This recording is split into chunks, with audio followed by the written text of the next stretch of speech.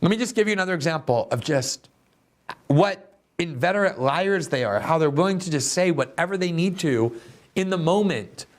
And they have no qualms about completely changing it a couple months later when it suits them. Here is Paul Krugman in the New York Times. This is February of 2024, so about 3 or 4 months ago, in a column entitled, "Why I Am Now Deeply Worried for America." And this is why he's deeply worried. He says, quote, "Many voters think the president's age is an issue, but there's perception and there's reality. As anyone who has recently spent time with Joe Biden, and I have, can tell you, he is in full possession of his faculties, completely lucid and with excellent grasp of detail. Of course, most voters don't get to see him up close, and it's on Biden's team to address that. And yes, he speaks slowly and quietly and a bit slowly, although this is in part because of his lifetime struggle with a stutter that nobody ever noticed until about 4 years ago when his brain started melting.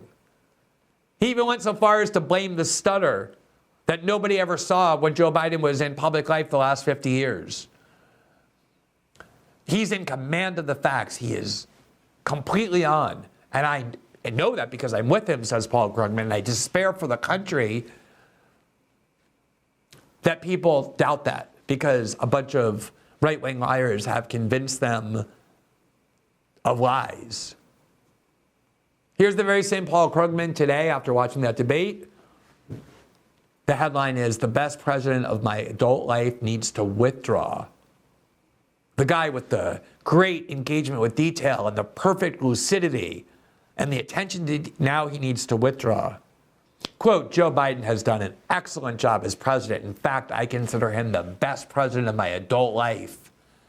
Based on his policy record, he should be an overwhelming favorite for re-election, but he isn't. And on Thursday night, he failed to rise to the occasion when it really mattered. Given where we are, I must very reluctantly join the chorus," and that's what they are, they're a chorus, I heard, "asking Biden to voluntarily step aside, with emphasis on the voluntary aspect. Maybe some Biden loyalists will consider this a betrayal, given how much I have supported his policies, and I fear that we need to recognize reality." Reality is now that Joe Biden is incapable of doing the job, whereas 3 months ago, he accused anyone who doubted that of living in a fantasy world, and anyone who was in reality understood that nobody was more engaged and lucid than Joe Biden. Again, just a willingness to completely reverse what he was saying with such vehemence a very short time ago.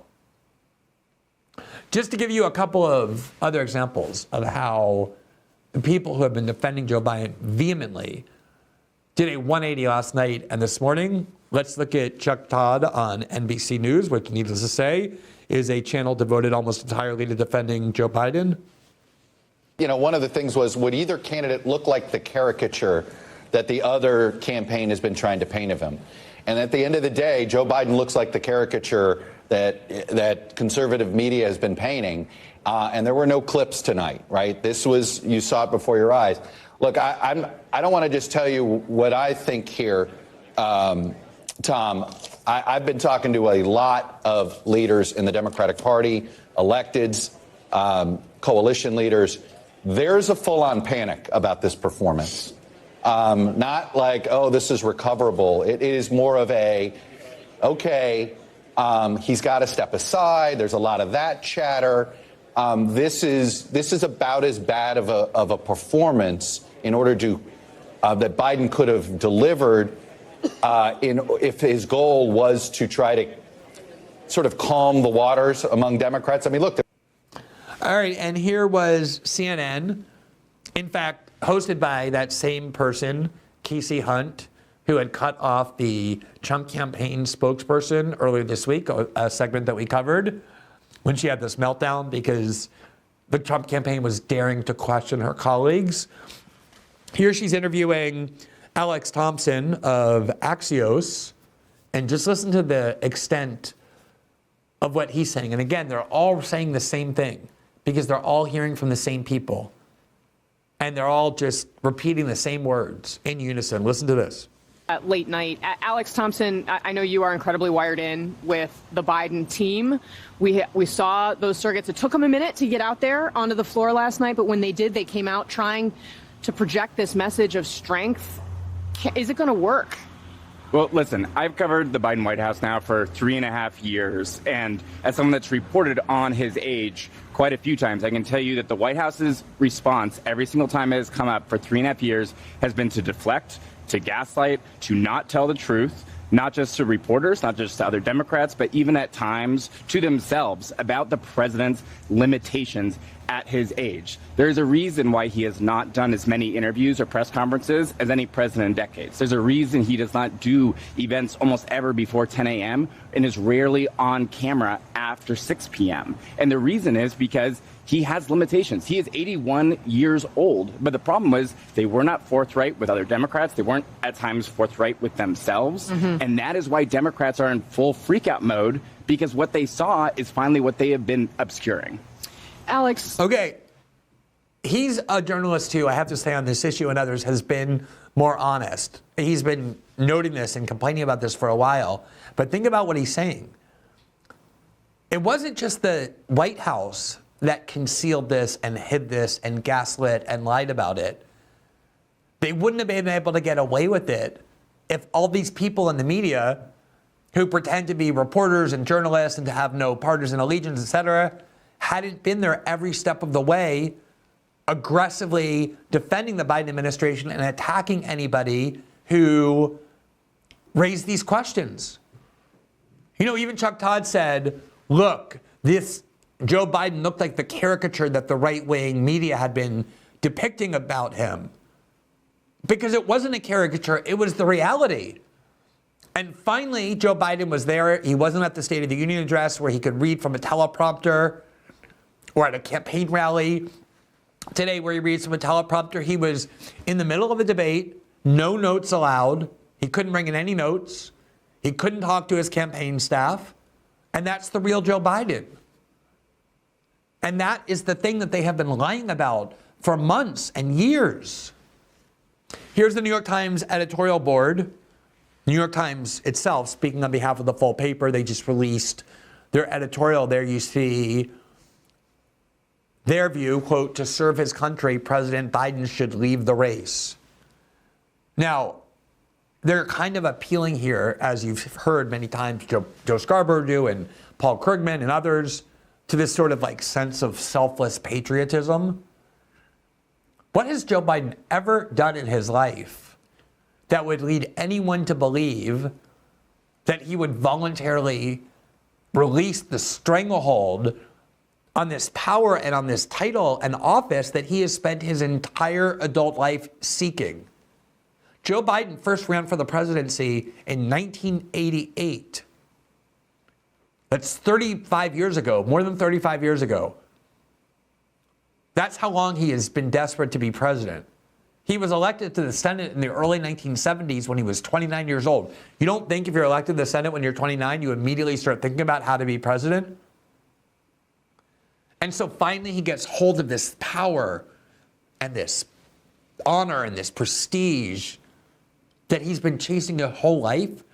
When has Joe Biden ever shown that he's a selfless, honorable person willing to sacrifice for the good of some greater cause? Never. They've created this fairy tale in their mind. In fact, in 1988, when he first ran, he was one of the front runners to win the Democratic nomination. And yet he was forced out of the race because he got caught as a pathological liar, constantly fabricating lies about his own life as well as plagiarizing. Something that Joe Biden continues to this very day to do. He lies constantly about his life.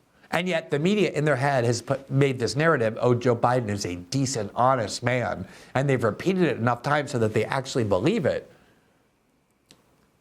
Whereas the reality is, Joe Biden has never been that, and he is not that, and there's almost no chance that he will voluntarily get out of this race. None. Here from the New York Times op-ed page,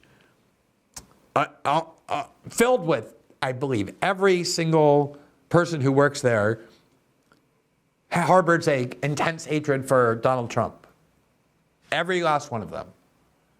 They have Republicans, Democrats, liberals, conservatives, whatever. They all have in common that they hate Donald Trump. And yet, here you see the groupthink there. Here's one op-ed. Kamala Harris could win this election. Let her. That's from Lydia Polgreen. Joe Biden is a good and decent man and a good president. He must bow out of the race. Thomas Friedman. Is Biden too old? America got its answer. 3 opinion writers weigh in on the first presidential debate. Here is all of the op-ed writers who work for the New York Times, and they were asked, did Trump win or Biden win? And every one of them said Trump won, except for Jamil Bowie and Lydia, what is her name? Lydia Polgreen, who refused to name a winner. But everybody else at the New York Times had to admit that Joe Biden won. You see this immense turnaround. And again, it's all because they only do things together. Here, just by the way, is Nancy Pelosi, for good measure. Back in February of 2024, she went on CNN with Anderson Cooper, and they were giggling and laughing about the idea that anyone would think Joe Biden is not capable of doing the job, given how they both know him and understand what a great leader he is. Pelosi, do you think that is the avenue that President Biden should go down on this, sort of poking fun at I mean, his age is his age.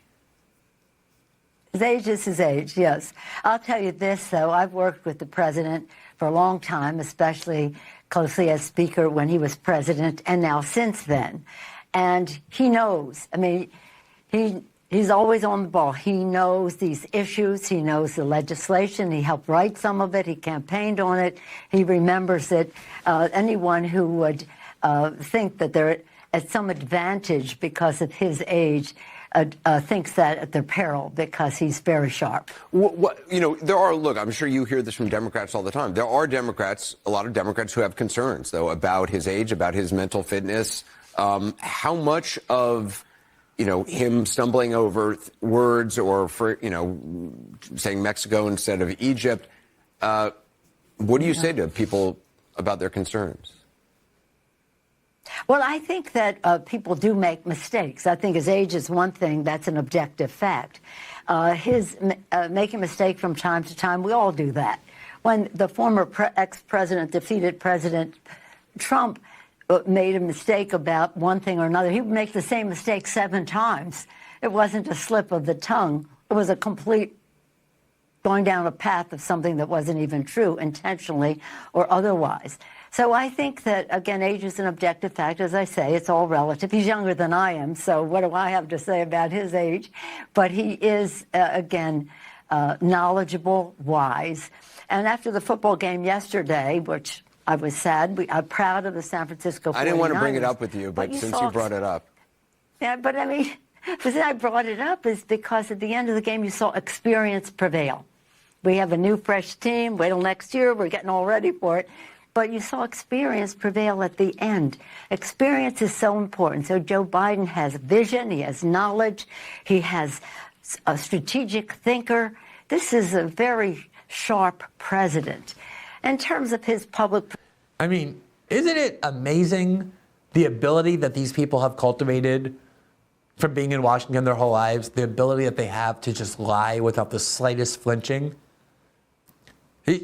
As an American, you are subjected to an avalanche of deceit and propaganda and outright lies from the people who we've just looked at, Nancy Pelosi and Joe Scarborough and Paul Krugman and all of those Democrats we showed you.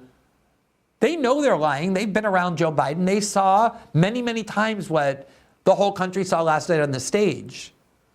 And yet they have no problem with going on and assuring you of the opposite. Now, I just want to note that the same exact thing happened 4 years ago. And I wrote about it when I was at The Intercept. The very first people who started spreading whispers and concerns that Joe Biden, because of his age, was no longer mentally capable of running a campaign and becoming president was not Trump supporters or Bernie Sanders supporters. It was these mainstream Democratic Party operatives who in 2018 and 2019 openly talked about how Joe Biden wasn't there anymore because they were worried that he would get the nomination simply because he was around Obama for 8 years as his vice president and being the best known, he would just kind of stumble into the nomination. And they were worried that he would lose the election because he was incapable of withstanding the rigors of a campaign. Now, fortunately for Joe Biden, because of COVID, he barely ever had to come out of his basement. They barely had to do anything in 2020 physically. And so he was just able to stay at home and none of that got exposed. But once Joe Biden got the nomination, the same exact people, the same exact Democratic operatives who had been saying Joe Biden is mentally impaired immediately turned around when he was the nominee and started saying it's immoral to raise any questions about his fitness. And that was the article I wrote. There you see the headline in March of 2020. It's the Democrats and their media who impugned Biden's cognitive fitness. Now they feign outrage. Concerned about the former vice president's cognitive decline came from his supporters, not from Trump or Sanders. So let me just give you a few little excerpts. Here is Andrea Mitchell. This is in June of 2019, 5 years ago. And you can compare the Biden of 2020 and those debates to the Biden of last night, and you'll see how rapidly he's declined. But already back in 2019, the Andrea Mitchells of the world, the people who have been in Washington forever, who are on the side of the Democrats, were openly speaking about Biden to suggest that there was something wrong with him. Listen to what she said. This was right before the Democratic Party primary debate. Listen to what she said. This was the first debate. And look, he has been a skilled debater. We saw him with Sarah Palin. We've seen him in the past. The question is, does he still have his stuff? And spontaneity. Yeah, and is he? How sharp is he? Does the Joe Biden tonight, he the same Joe Biden who could respond with one word to a you're raising the question by the question. A younger Brian Williams, We're raising the and question. just say. So there's Chris Matthew chuckling, saying you're pretending to ask a question, but you're actually answering it. We all know Joe Biden has slowed down significantly and doesn't have anywhere near the capabilities that he once did. In fact, so open was this attack on Joe Biden that Democratic Party candidates on the stage with him mocked him and openly talked about how he was clearly in serious cognitive decline, practically senile. Here was an exchange that Joaquin Castro had with Joe Biden, and Joaquin Castro has been a core member of the Democratic Party establishment for years. He wasn't some outlier figure like, Marianne Williamson up on the stage. I mean, he's a hardcore Democrat. And watch what he was willing to do to Joe Biden. This is 2019. They do not have to buy in. You just said that. You just said that 2 minutes ago. You just said 2 minutes ago that they would have to buy in. You said they would have to buy in. Have to buy in. If she qualifies for Medicaid, are you forgetting what you said 2 minutes ago? Be in for it. Are you forgetting already what you said just 2 minutes ago? I mean, I can't believe that you said 2 minutes ago that they had to buy in, and now you're saying they don't have to buy. You're forgetting that. I said anyone. I mean, that was not subtle. Here was Cory Booker, who was also on the stage and also very explicitly raised exactly the same sort of attack on Joe Biden. Again, this was 5 years ago. There are definitely moments where you listen to Joe Biden and you just wonder. I think that we are at a tough point right now because there's a lot of people who are concerned about Joe Biden's ability to carry the ball all the way across the end line without fumbling. And I think that Castro has some really legitimate concerns about can he be someone in a long, grueling campaign that can get the ball over the line, and he has every right to call that out. I mean, these were the people, not Trump supporters, not Sanders supporters, who first were constantly raising these concerns. I could show you so many more. And yet the minute it became apparent that Joe Biden would be the Democratic nominee and would run against Trump, the media all closed ranks again and said that anyone raising these issues is essentially an immoral scumbag. Here was Ryan Lizza, who was at the New Yorker and Politico, and he's showing here tweets from Sanders supporters and Trump supporters who are raising that issue about how Biden doesn't seem to really be mentally there. And this is what he said, quote, part of the, quote, cognitive decline campaign being spread by MAGA and Sanders Twitter is to deny any coordination. The idea is that everyone is just now noticing that Biden misspeaks all the time and they're suddenly alarmed by it. He's been like this for decades. That's how they closed ranks and were lying back in 2019. Here was from the Washington Monthly in March of 2020, an article entitled "The Disinformation Campaign Being Launched Against Joe Biden." Quote, there is no data to support the allegation that he is in cognitive decline. These people have been lying for years to cover for Joe Biden. And the bill finally came due last night as they all got exposed for the absolute liars that they were.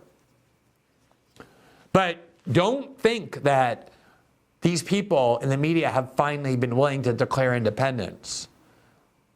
They were only saying all these things, not because they have a conscience or worried about their own credibility. Maybe that was part of it. But they thought they were speaking for the people who they usually speak for, which are Democratic Party insiders, who were texting them all night and saying, this is a disaster. We have to get Biden out of the race. And yet Barack Obama appeared today to make very clear that none of that is going to happen. Obama tweeted the following just a few hours ago, quote, bad debate nights happen, trust me, I know.